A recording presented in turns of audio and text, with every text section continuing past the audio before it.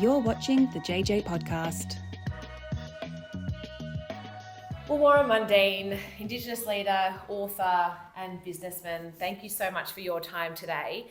I wanted to get your thoughts on what was announced earlier in the week about Victoria getting their own voice to Parliament. What do you think of this, and is it a good idea? This is a typical example of when people are ignoring the will of the people. In fact, when you look at it, First People's Assembly, which was set up by the Dan Andrews government, I think it was, when they had the elections for the eligible Aboriginal people of Victoria who could vote in that election, only 7% of them voted. And then they had a second election and they only got 7% again.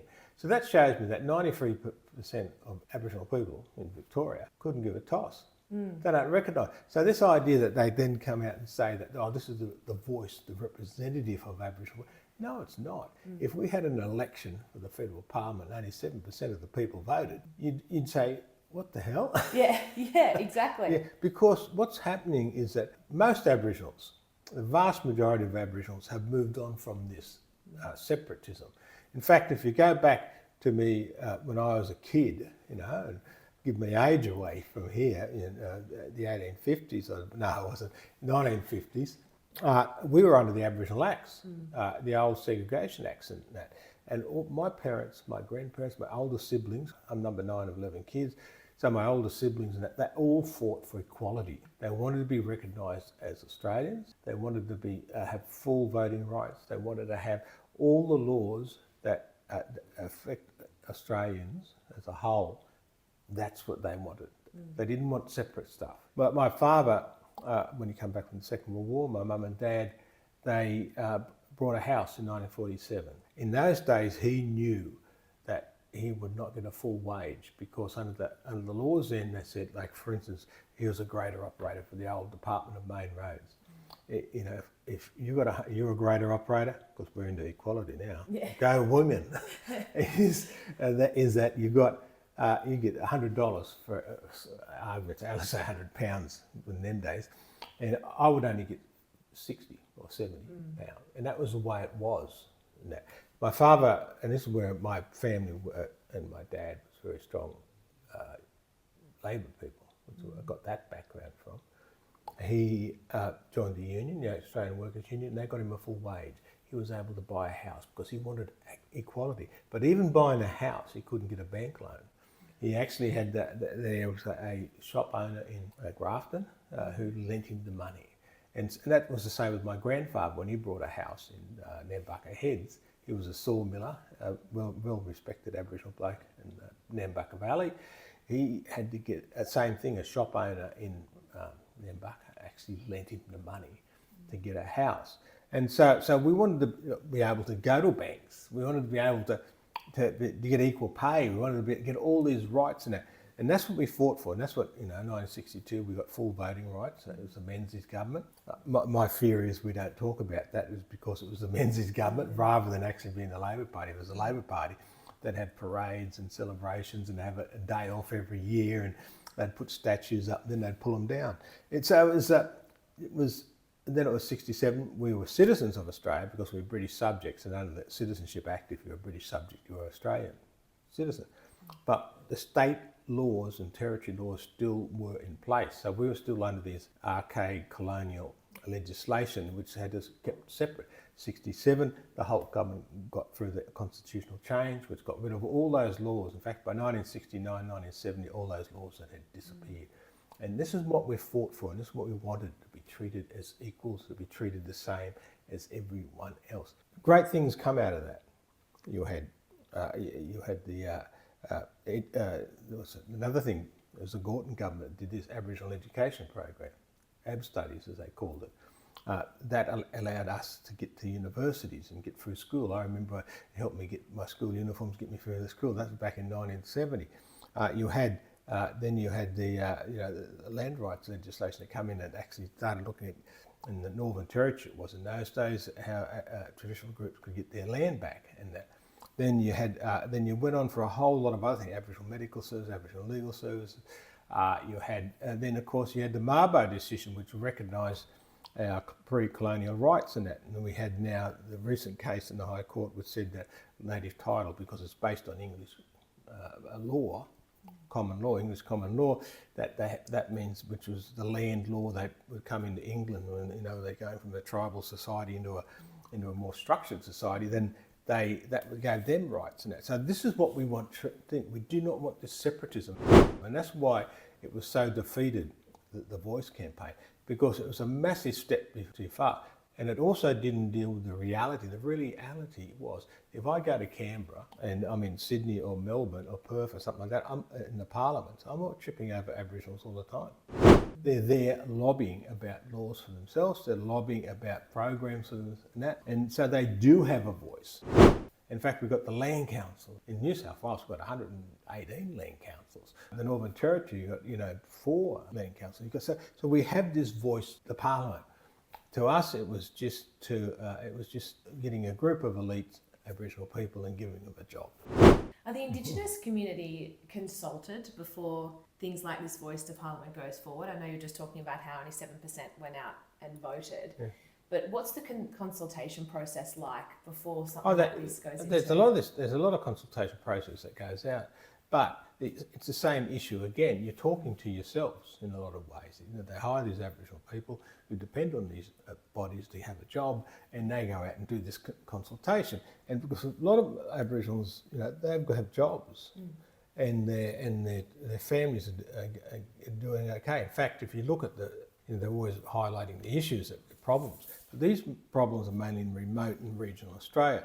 Most Aboriginals, in fact, if you look at about 80% on every scale are equal to everyone else. So whether they're a cleaner, they're equal to a cleaner. If they're a doctor, they're equal to a doctor. If they're a lawyer, I don't know if that helps civilisation, but you've got lawyers and they're equal to other lawyers. It's all for that. If you've got an education, you've got the same opportunities and everything else as everyone else. It's only that 20% that we've got to deal with, who are having those problems. And it's really serious problems that are in these communities.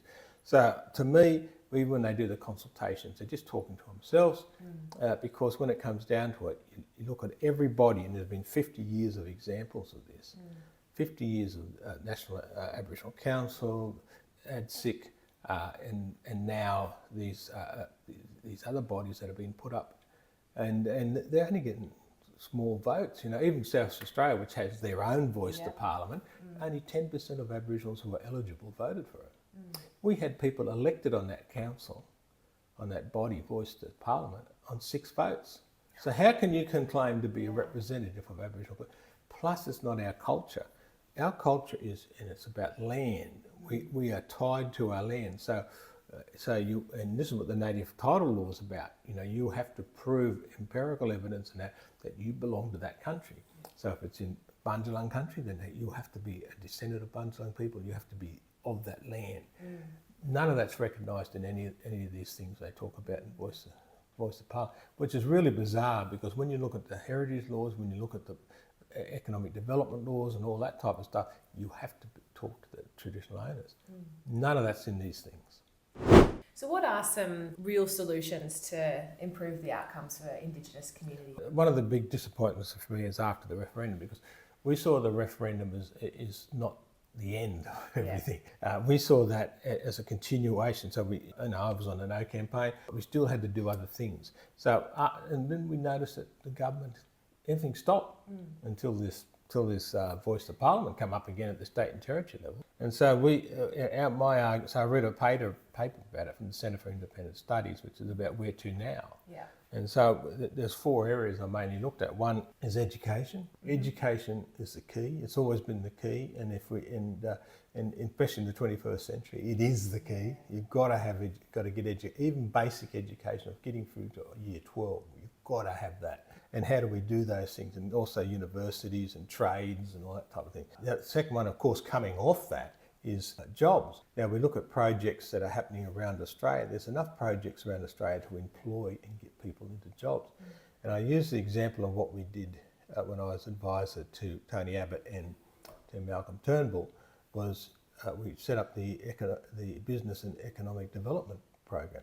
So what we did was just twig the government policy on contracts, and we said, okay, why don't we give 3% of contracts to Aboriginal businesses?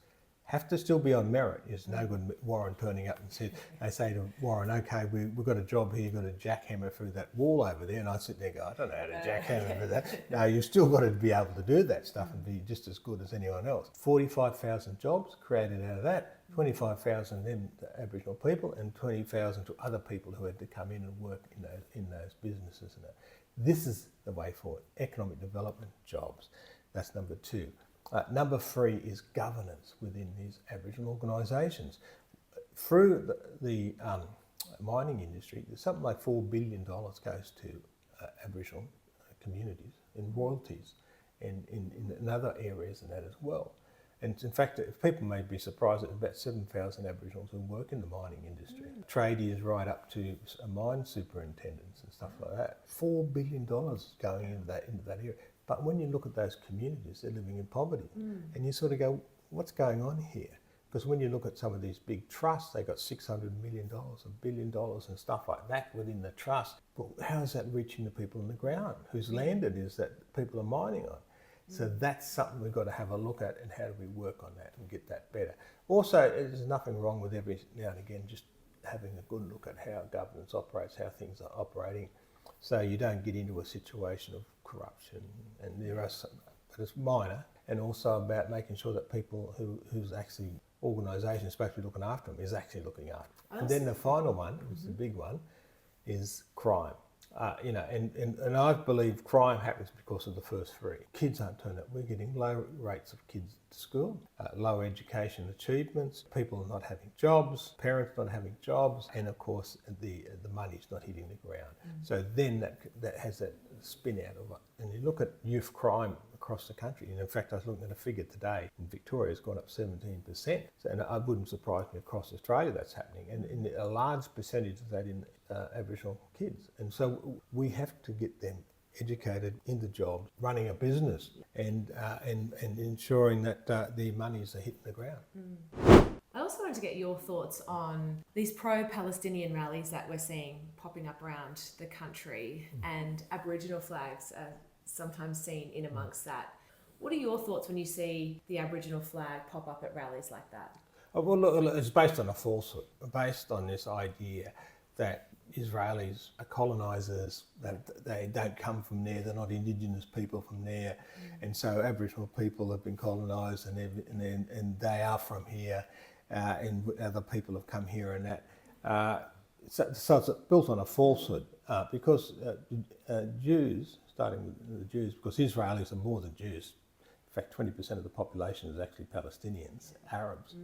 And a lot of them serve in the military, and a lot of them serve in all equal to everyone else in the society. So there's no apartheid going on either.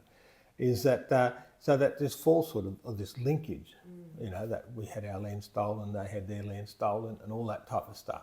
It horrifies me, quite frankly, because one is built on a falsehood, and it has this the history of Aboriginals in Australia, and it goes right back to Charles Perkins in the 60s and so on, is that we've had a very good relationship with the Israeli community. In fact, with the Jewish community, then the Israeli community through that.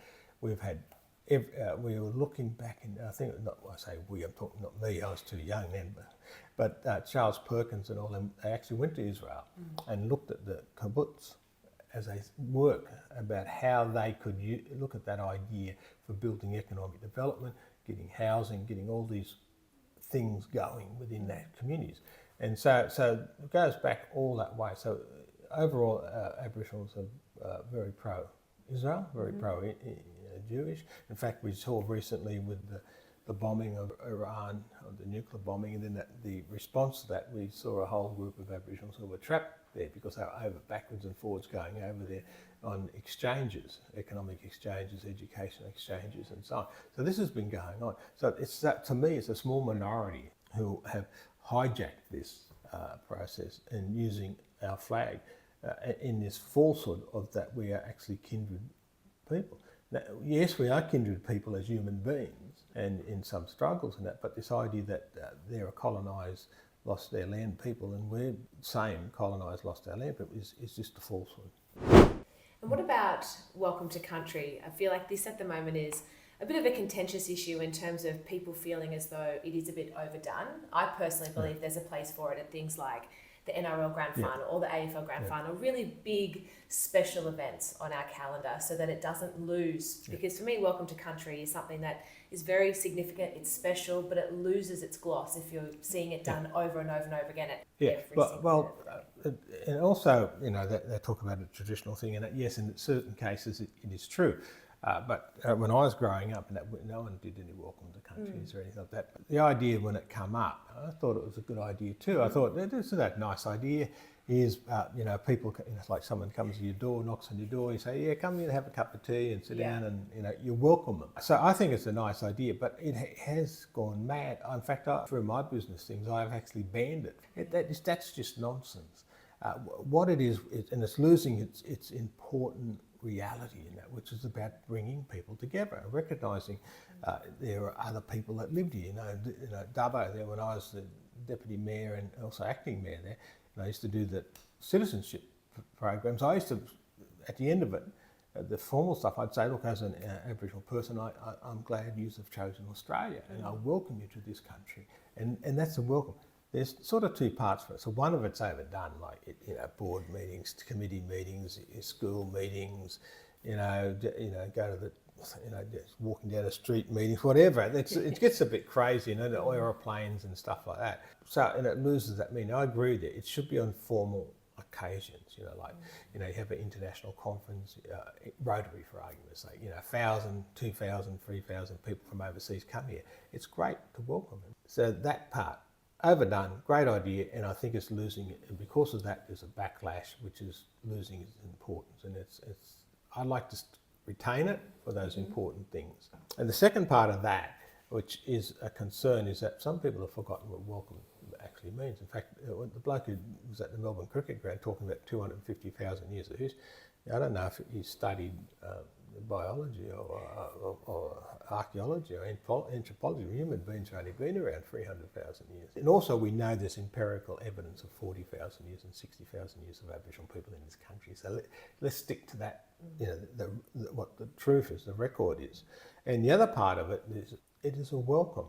So people getting up there and running their political agenda. I had this friend of mine who said they had some of their board members come from overseas because of the international company, Australian company, but it's international. And they thought, it'd be a good idea to do a welcome to country. So they brought this along, and the person sort of virtually said, oh, look, you all come here, stole the land, murdered us, and you can all bugger off. And I'm sitting there going, no, that's not a welcome, actually. A welcome would have been a lot different to that, saying, oh, thank you for coming to the country. Now we're talking about new woke has been the words lately. 2014 during that Black Lives Matter was very much about the realisation of social injustice, waking up to different parts of history around the world. And it's now saying that in 2025/2024, the pendulum has swung so far away from where woke originally started from that we're almost expected to change our ways to suit the minority. What are your thoughts about that? Well, again, it's about woke and the left have taken something which was important. Black lives do matter. All lives matter. It got to a certain stage where if you actually said Black lives matter, all lives matter, then people say no, you're trivialising the Black Lives Matter stuff. No, you're not. We're all God's children. We all deserve the respect and love and to be treated decently. So something that was a serious issue that happened in the United States went global, and then it went mad because how do you fix things? You actually you have a conversation with each other. You meet each other. You deal with each other.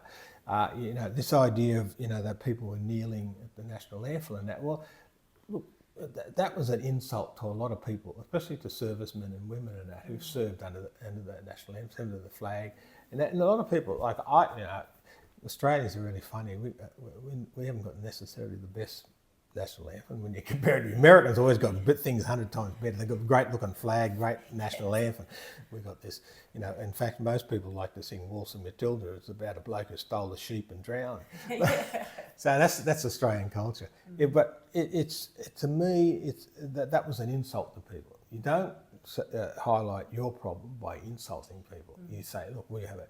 So you do things by actually having a proper conversation with people and debating and arguing and stuff like that. The problem we're having with woke and that, you get something that needs to be concentrated on and fixed, they just smash it, they just overdo it, and then they bring in laws that say that if you don't do this, then you're going to be cancelled. So how does that make people feel? That's sort of like the Soviet Union or Nazi Germany or something. If you don't do this, you're going to be cancelled. No, you don't get people on side by doing that. You actually explain to them and educate them and work with them. Well, thank you so much for your time today. Really appreciate it. Okay, thank you for having me. Thank you. Thank you for listening to the JJ podcast.